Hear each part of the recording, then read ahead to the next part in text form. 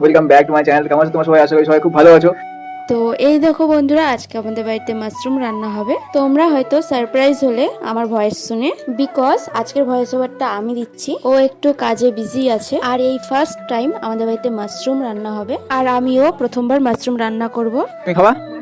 হ্যাঁ, আর এই দেখো, আমি প্রথমে মাশরুম গুলি বয়েল করে নিচ্ছি। তোমরা কারা কারা মাশরুম খেয়েছো নিচে কমেন্ট করো। এই দেখো, এখানে টমেটো, আদা, জিরা সব পেস্ট করা রয়েছে। এখানে 2 রকমের মাছ রয়েছে, আমি শুধু ছোট মাছটি রান্না করব আজকে। আর গরম তেলে জিরা, তেজপাতা ফোড়ন দিয়ে পেঁয়াজ কুচি হালকা ফ্রাই করে আদা রসুন জিরা বাটা, হলুদ গুঁড়ো, লঙ্কা গুঁড়ো, লবণ, টমেটো পেস্ট দিয়ে মশলাটা খুব ভালোভাবে কষিয়ে নেব। তারপর সেদ্ধ করে রাখা মাশরুম দিয়ে দিব। তারপর একটু ভালোভাবে নাড়ে চাড়ে শেষে গরম মশলা দিয়ে নামিয়ে নেব। আর এই যে দেখো, আমাদের মাশরুম রেসিপি একদম রেডি।